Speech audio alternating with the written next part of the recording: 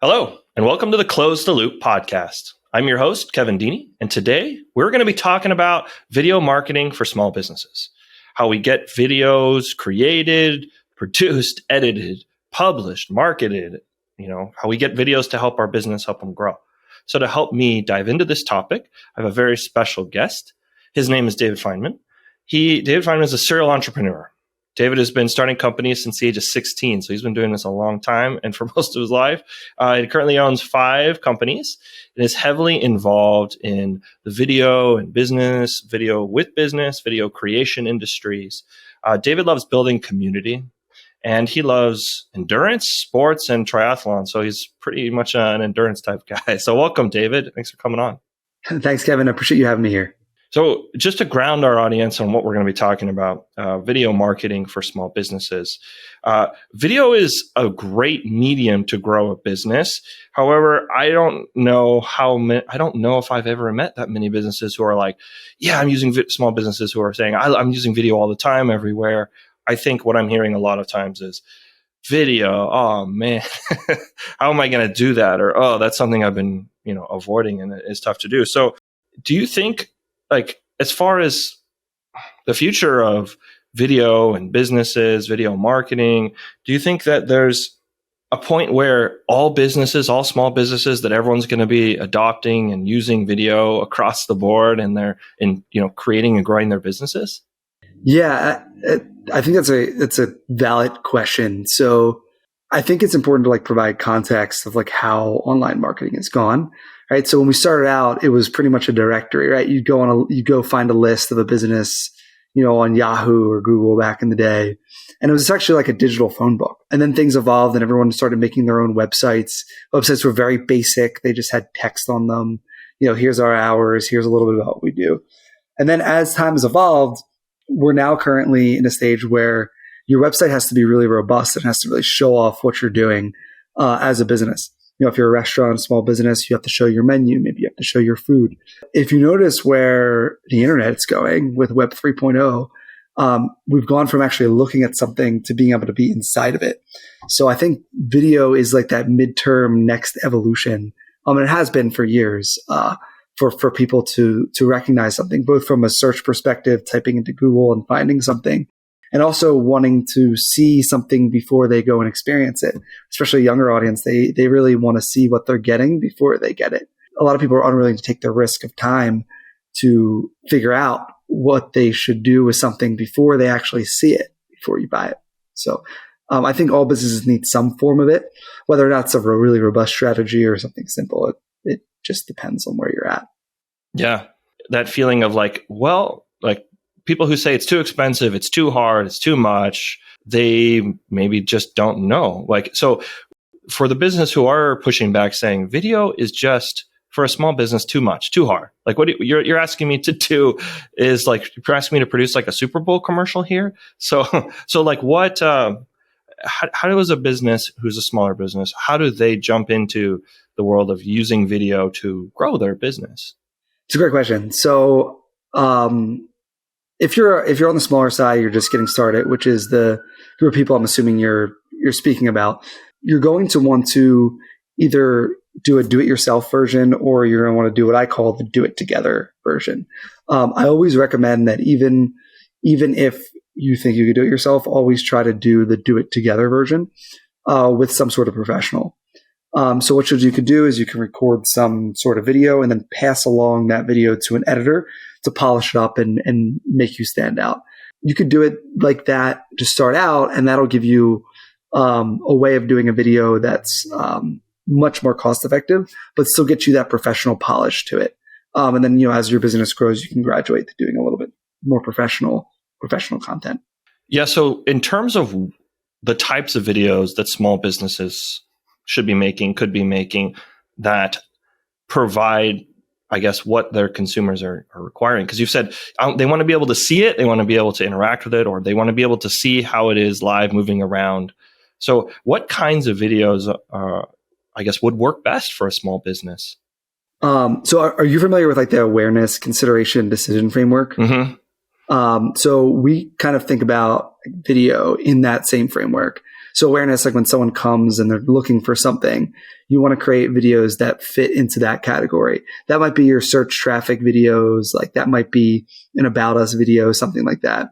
Then you want something in the middle, something that lets people that are deciding on buying your product or service to decide on this.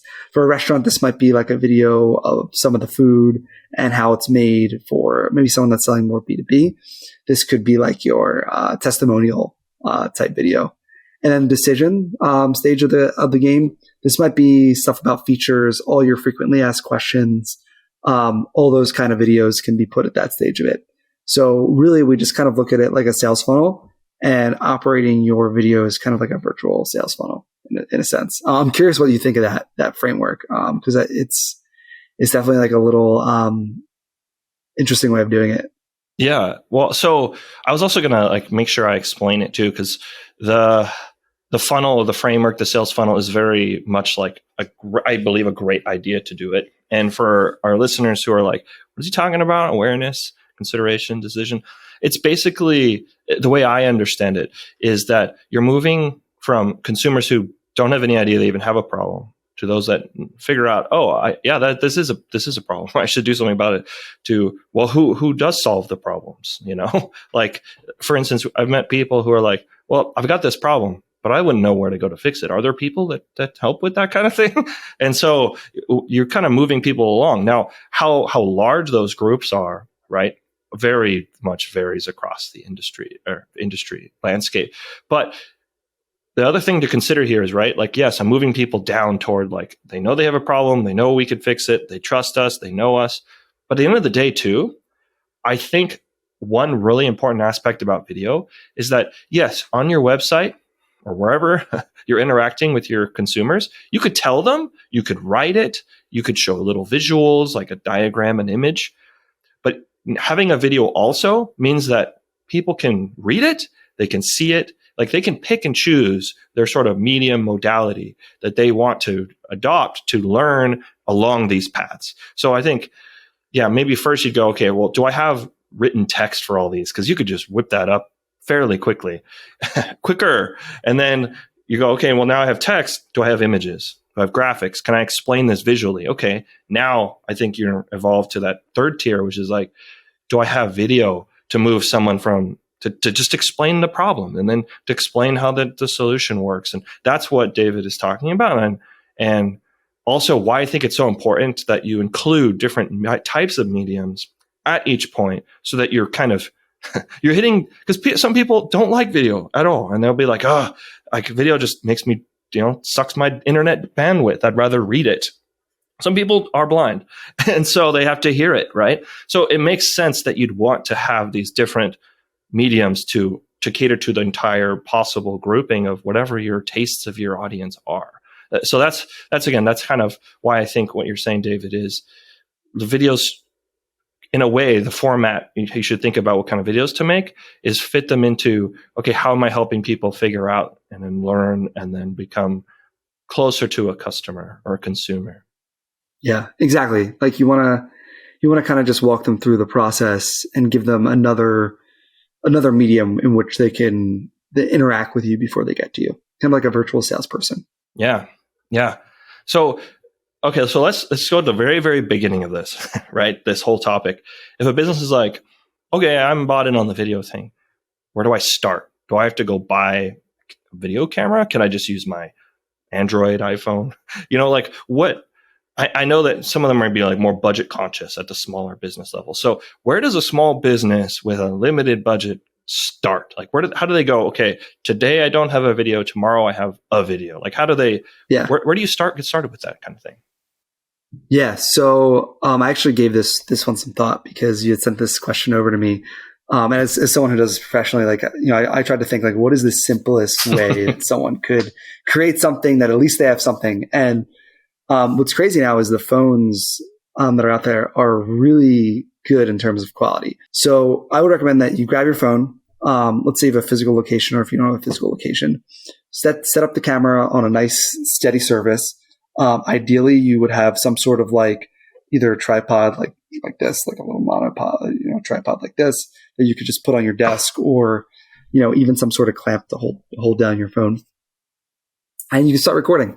It can either be you talking to the camera and talking about a given topic, or maybe you talk a little bit and then you scan around and you pull some footage. And if you have a MacBook, you can use iMovie. You could download Adobe if you want to get a little more fancy. Or there's even, if you Google free editing tools, there's a ton of different apps out there. I haven't experimented with them, so there's none in particular that I would recommend. But there's a ton of different free editing apps that you can use, or even low-cost editing apps that you can use to like very simply put together a quick edit based on what you recorded on your phone. Or even you could go out and work with an editing service that could take what you made on your phone and turn it into something a little bit more polished if you have a little bit of a budget for it. So if you already have a phone, which I think 99.99% of us do, you can make a video and you could get started. It's easier said than done. Like, it's easier for me to say that out of my mouth than for you to do it. It's actually like very nerve-wracking to be on camera for a lot of people. And I think that's like the biggest barrier, myself included. I'm like, I do get a little nervous behind the camera sometimes. So it's something that comes with a lot of practice. Like, a lot of the customers that we've worked with for years are like, they're fine now. And it just takes a lot of time to get used to being on camera, speaking in sound bites, speaking succinctly, and just getting your message across. Wow. Yeah, I think that's really good and encouraging, because the question that goes along with that so much when in my head is, okay, well, what is the quality requirement, right? Like, if I make a video with my phone and I publish it, is everyone going to go, oh, that's bad quality, I'm not going to watch that? And is it going to make my business look poor or bad? Like, so I think one of the considerations too is like, what should be the production standards? Like, like for a smaller business who may have a brand they feel needs more or less, like, does all that sort of weigh into, or is video like a special space where it's okay to have some low quality stuff, maybe some higher quality stuff? Like, can it run the gamut? You know what I mean, David? Yeah, I know exactly what you're saying. I think for a lot of businesses, it depends on where you're competing.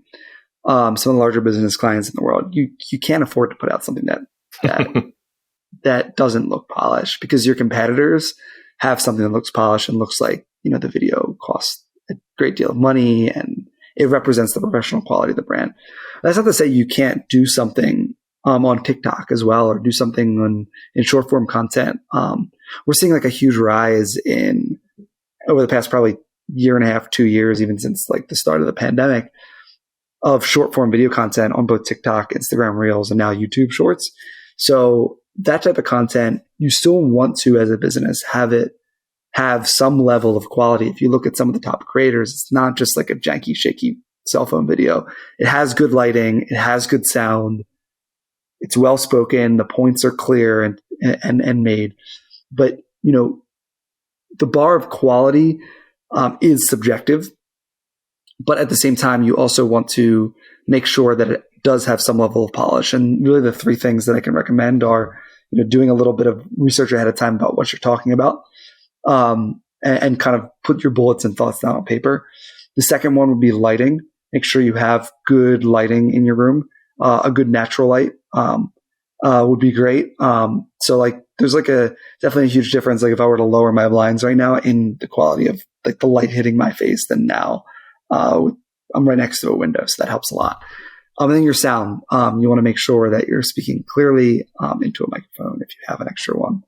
So those couple little things take like that amateur level and at least make it like an amateur plus video, where it doesn't look like something that was just recorded fly by night.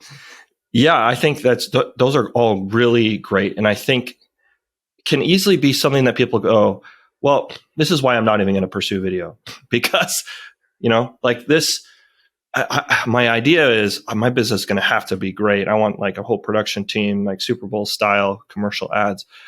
So if I can't do that, I'm just not going to bother. So there's a great stat. I think I shared it with you ahead of time, but I'm going to read it. It's from HubSpot. They said 72% of customers said they would rather learn about a product or service by way of video, right? So that 72% would rather learn about a product or service from a video, right? So if you just ignore video, what are the consequences? What are you missing out on? Like, how bad really is it if a business just doesn't use video or doesn't do any video at all? Is it really that bad? Yeah. I mean, if you think about all of the platforms on the internet that we all go on, right?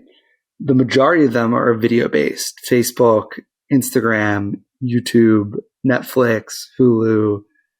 They're all primarily video. And yes, you should actually have written content that should be part of your strategy.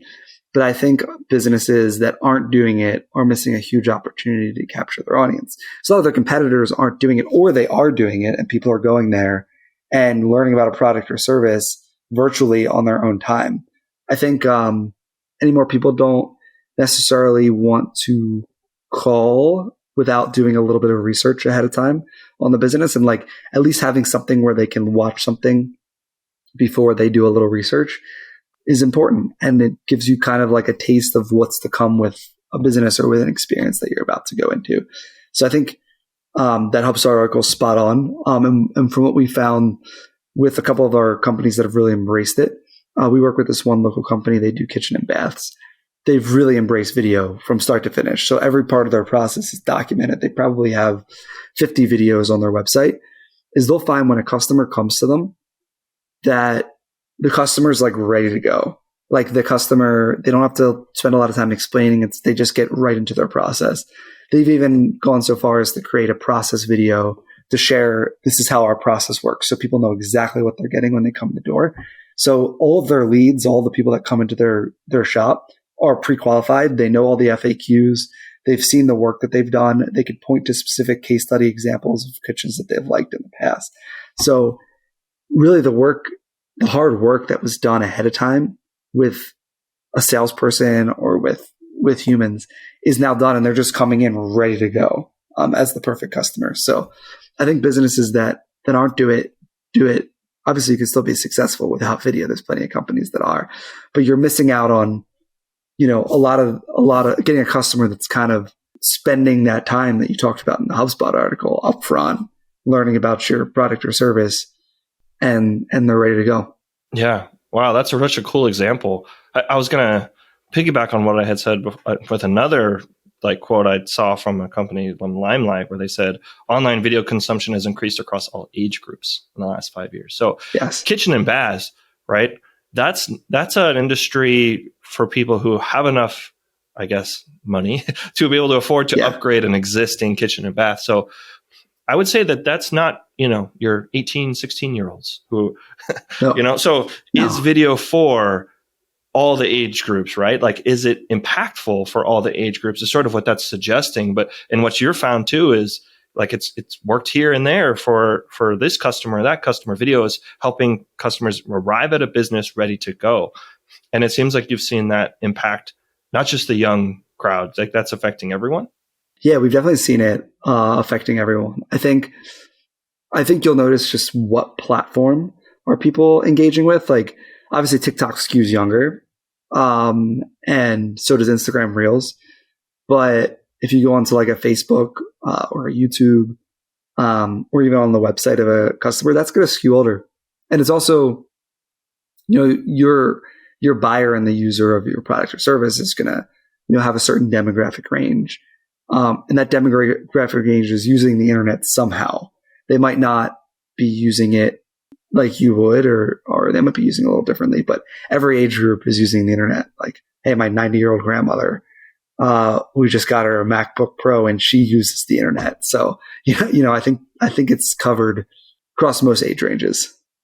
Yeah. And kind of like I was mentioning earlier, I think it's great to have different medium types for every major point your business wants to communicate, because you never know. Someone's going to be more hip into video than others. Someone, the longer someone's engaging with your web pages, the longer they're there, the more interactions that are happening.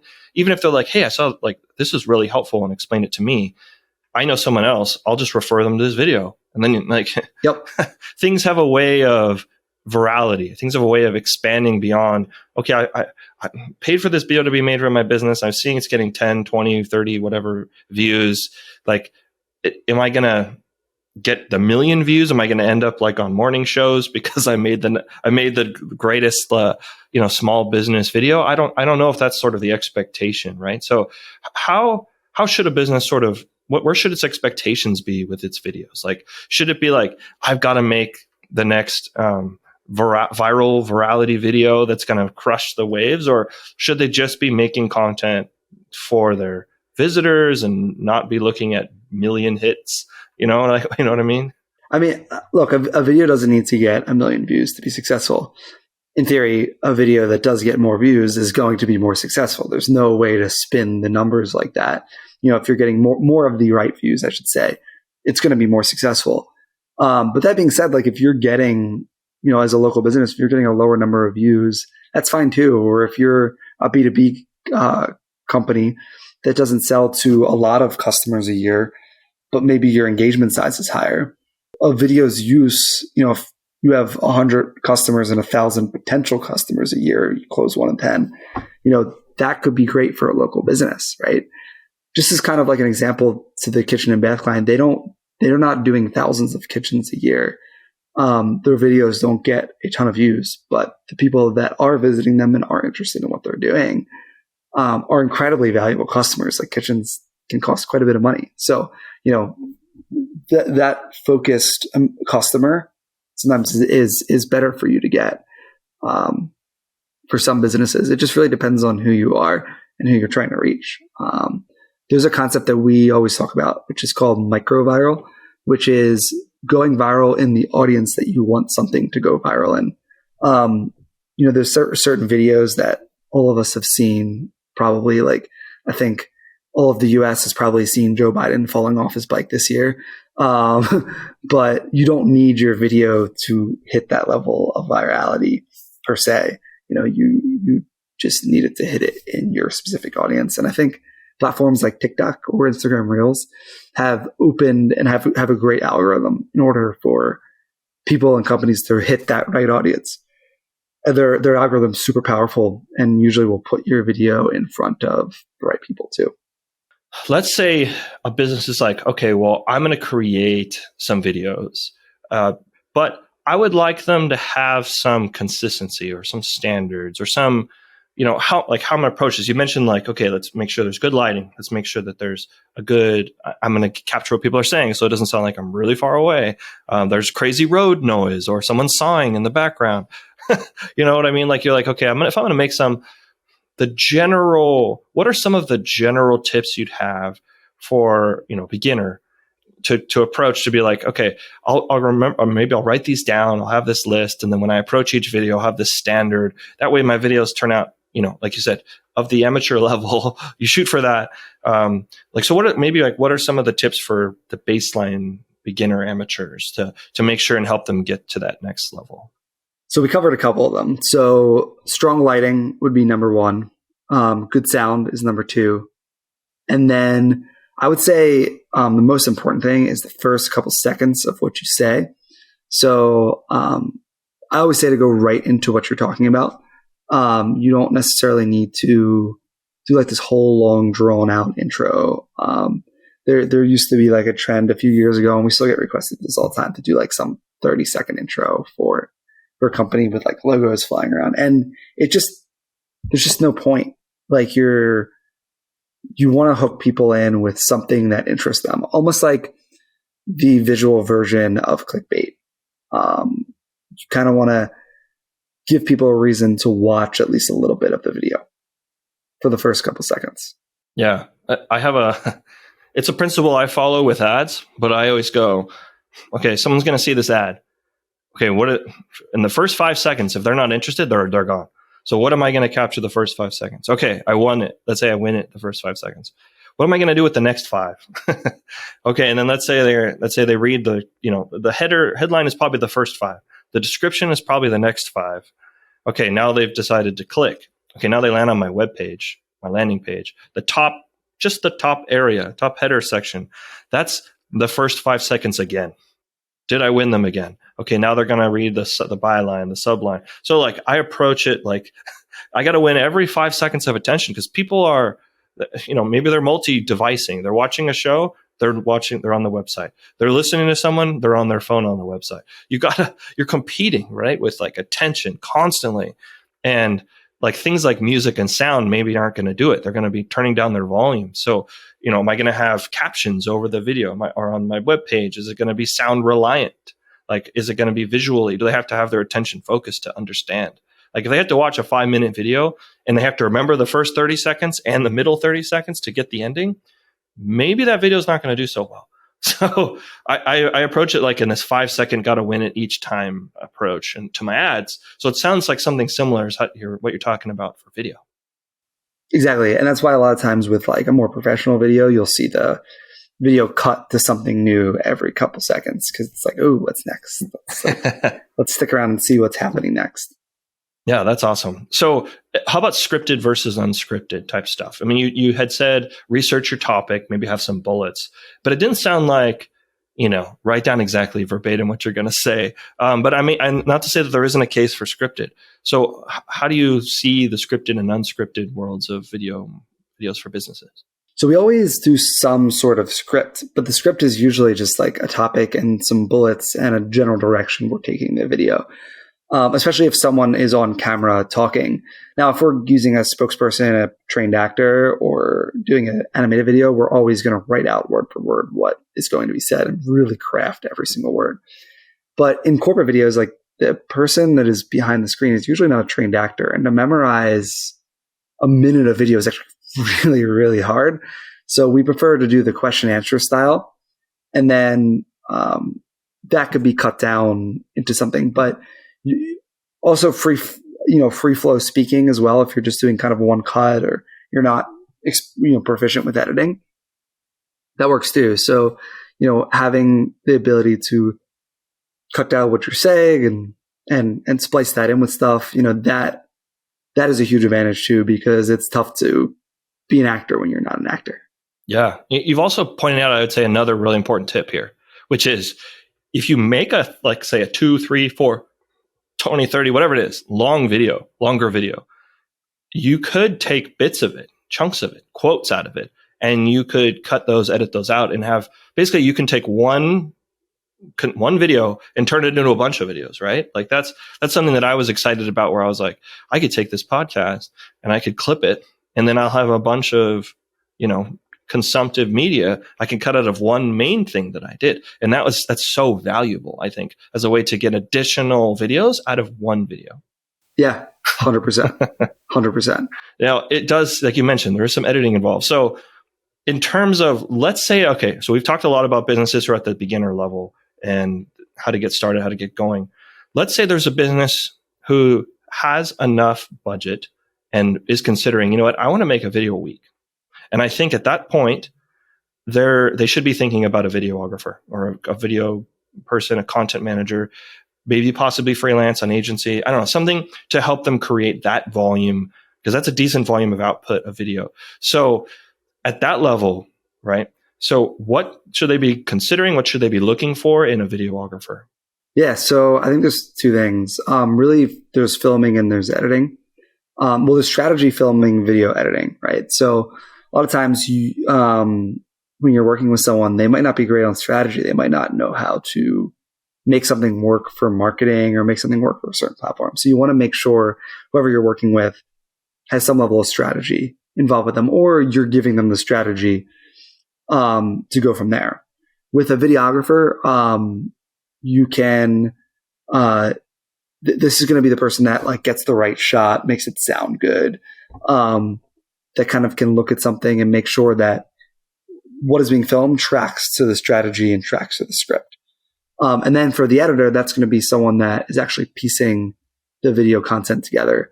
Depending on where you're sitting, like you can hire an agency to roll everything up into one thing, or video production company will do everything for you from strategy all the way to delivering your video. Or you can work with like a freelancer that does a piece of it, or you can kind of do one thing really well and a couple things, not as well. Or you can just work with someone to edit your videos is an option as well. So a lot of ways you can interface with professionals that do it, that do it, be it editing a video or recording a video and things like that. Yeah. So that's great. And in terms of, like, I had mentioned one video a week as an example here, but how often do you think, like, this is probably something people are thinking, how often am I going to have to make videos, right? Is one a week standard, normal? Is two a week, three a week? Is one a month, one a year? Like, I know there's so many industries, but like, what would you say somewhere in what range is like a healthy, like, creation process for outputting videos, just getting stuff out there? You may know, you may have one come out and it's a winner.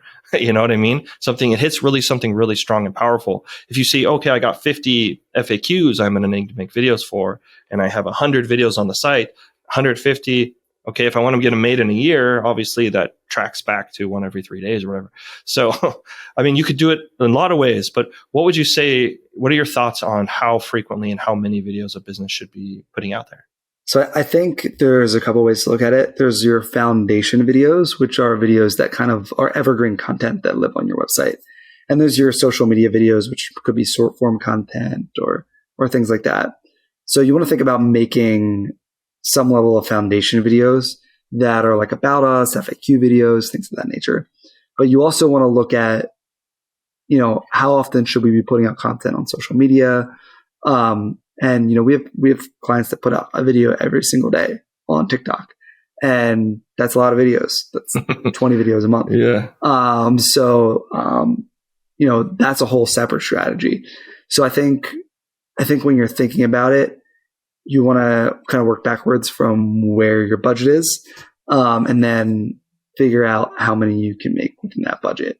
I err on the side of like, don't just put out something to put out something that has a purpose and has a certain quality. I think a lot of people will do it to check a box, which in my opinion, if you're just going to do it to check a box, you might as well just leave it be. I think you should actually like put time and effort into thinking about what it should be. So I'd rather see people do one really good one than 6 poor quality ones, especially if they're representing their business in a professional way online. Yeah. No, that's really good advice. I love the idea of having your video, part of your video strategy being purposely driven, right? And organizing it. So, okay, here's the priority videos we'll make first, essential foundational videos, things like that. And then, okay, here's the others. We also are going to need some amount of social. So kind of like, sounds like you're kind of planning out like a calendar. And then from there, you're like, okay, this tells me how many videos I should make. Do I want to do this on my own?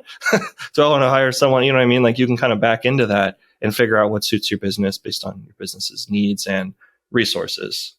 Yeah, that makes sense. So, okay, now I want to ask you about, okay, you mentioned the animated style. So I wanted to ask you about that. Some businesses are all about in-person, live captured stuff. People being interviewed, maybe like on the job, here's the process, here's how things are going, and then there's animation style. We use a lot of animation style stuff because pretty much our product isn't something you can even show visually. Like a phone call is, like, you can show someone on the phone, but you're not gonna be able to show the call moving around on the wires, So sometimes we can do that with like an animated concept, and people go, oh, now I get it. Like, it's not just someone telling you, it's like showing them. And that's why we've found animation to be great. So where does animation have place, and where does the live real time type of, or not maybe not real time, but live video have place?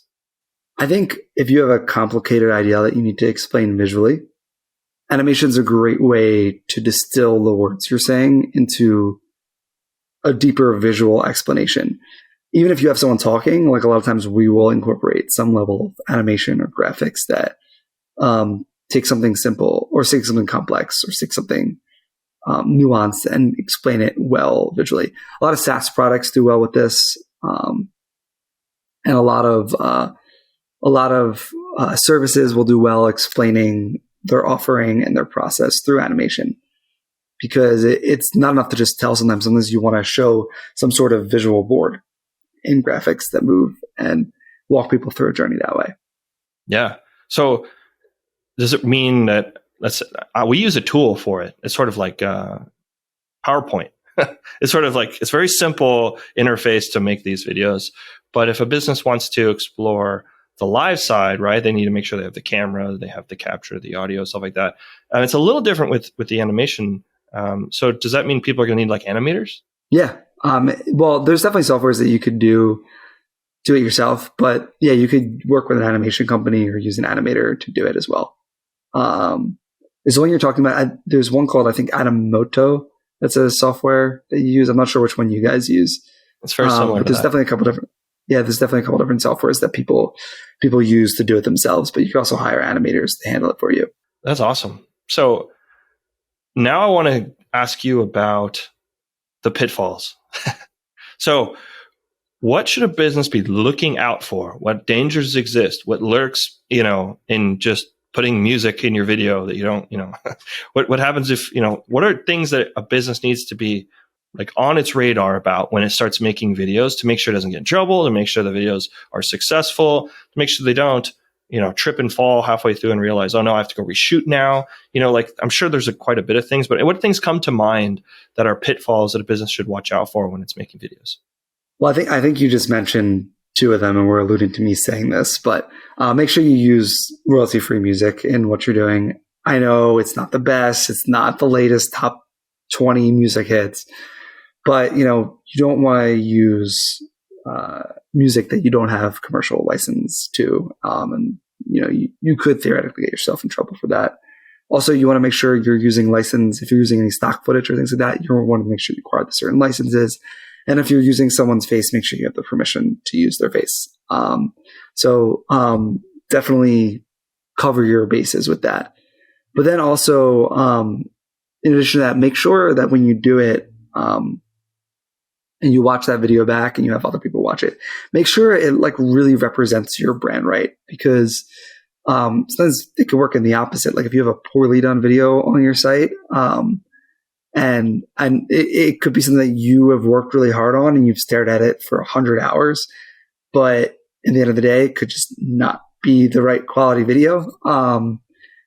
It could turn people away from the business as well. So I think a pitfall too is people sometimes will spend so much time on something and looking at it, they think the end product is actually still good, but it's not. So you just want to make sure that you're presenting yourself professionally. In addition to, everything else. Yeah. What you're saying reminds me of the sort of disregarded Batwoman movie, I believe, that was going to come out. And then they realized, okay, something's wrong. This isn't the way we want. We made the movie, but now we're not happy with it. We're going to just scrap the whole thing.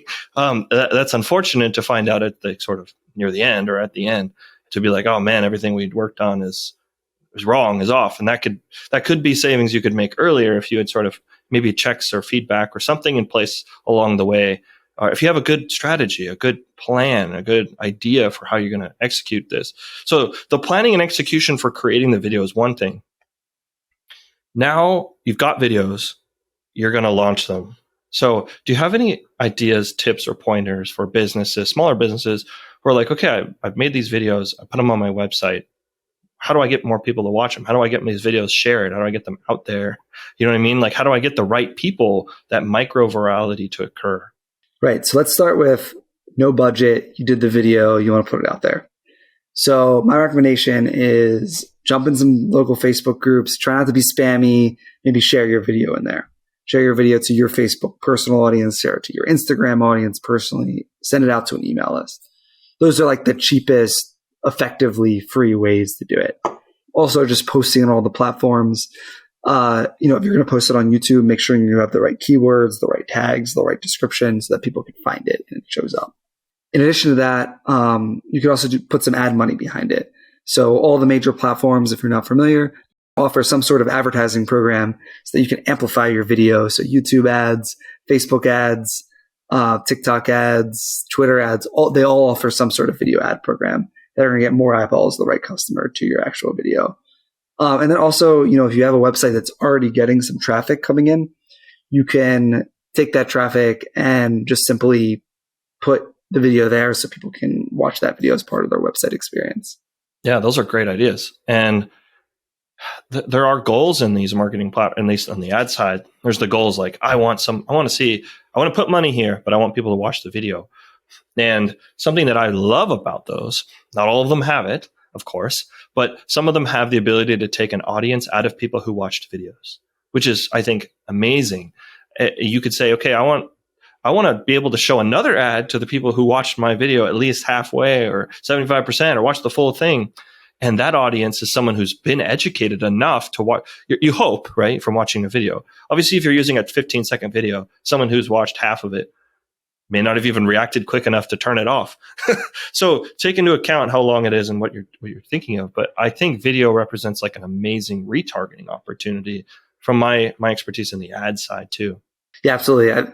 That's an amazing point, because what you could do is you could give them an offer once they've found out about you. You could take, anyone that's watched 45 seconds of your video, throw them a 10% off coupon, or like do something to just bring them in, or offer them a free coaching consulting call, like whatever your offer is to get someone in. You could do it based on people watching a video. So you're 100% right.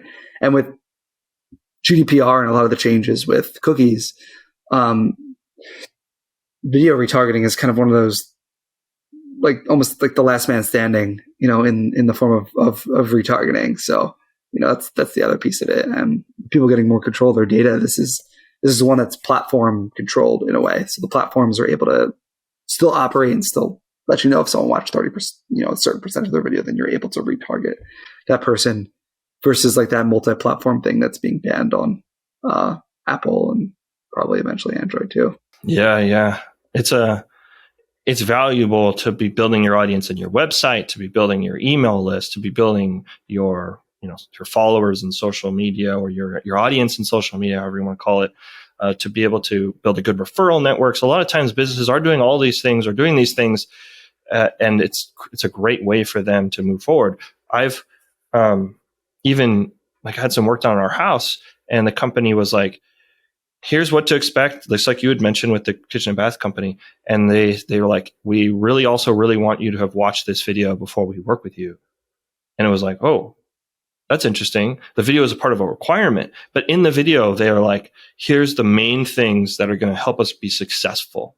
And it was like a minute. It wasn't that long, but it was like covering the bases so that they knew, okay, that you had seen in a concise way the big obstacles that we will face that could throw off the whole project, right? And they were using it in that way. So I think it's interesting to consider, like, so here's a question, dude. Maybe one of the last ones, because we're getting close to the end here. What are the foundational type videos you think a business should consider making?